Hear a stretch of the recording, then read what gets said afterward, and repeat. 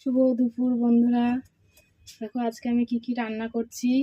এই বেথুয়া শাক কেটেছি, বেথুয়া শাক ভাজা করব, একটা করব আলু দিয়ে আর একটা করব বেগুন দিয়ে। করব হচ্ছে এই যে কাটাপোনা মাছ ধুয়ে ভেজে নিয়েছি, এটা ঝাল করব, আলু দিয়েই করব ঝালটা। আর এই যে বাঁধাকপির বড়া করেছি। আজকে রান্না হচ্ছে এই, দেখো পুরো রান্নাটা আমি এখন করবো। কড়াই বসিয়ে দিয়েছি, কড়াইতে তেলও দিয়ে দিয়েছি।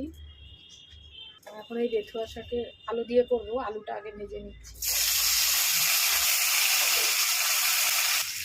একটু নুন দিলাম, একটু হলুদ দিলাম। আলুগুলো ভাজা হয়ে গেছে, আমি তুলে নিচ্ছি। এবার আমি বেগুনগুলো ভেজে নিচ্ছি। নুন দিয়ে দিলাম, একটু হলুদ দিলাম। নাচ আর আঁকা প্র্যাকটিস করে নাও, নিয়ে পড়তে বসে পড়াটা আর নাচটা করে নাও, ঠিক দেখতে তাকে জানছে কালকে হচ্ছে না আজকে হলো। বেগুনগুলো ভাজা হয়ে গেছে আমার, আমি তুলে নিচ্ছি। একটু তেল দিয়ে দিলাম, শাকটা ভাজবো। দুটো শুকনো লঙ্কা দিয়ে দিলাম।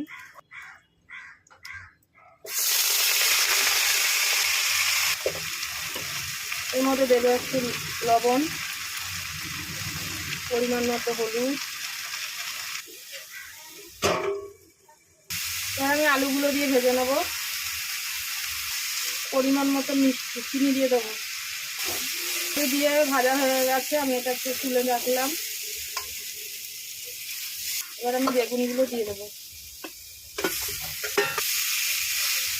হয়ে গেছে বন্ধুরা, দেখো।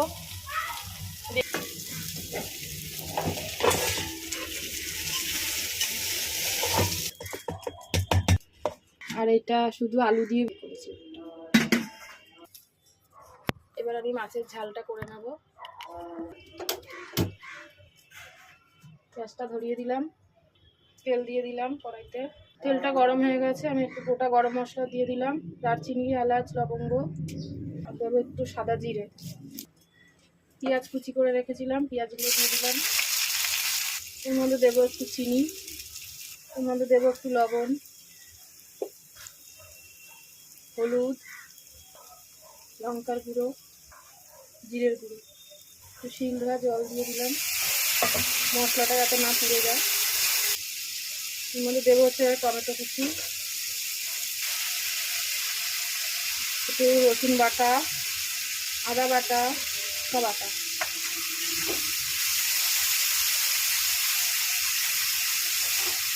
একটু আলু দেবো বলে আলুগুলো আগেই ভেজে নিয়েছিলাম, দিয়ে দিলাম।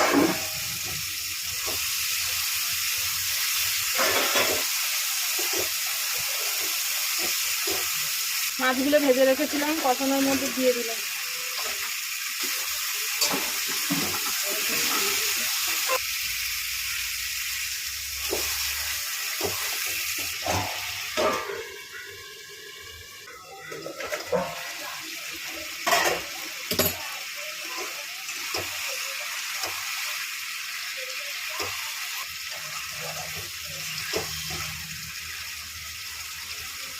কষানো হয়ে গেছে, এবার জল দিয়ে দেবো।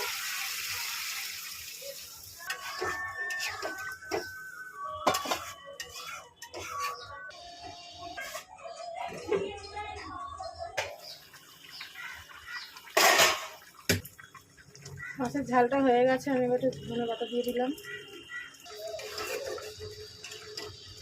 হয়ে গেছে, এবার নামিয়ে নেব।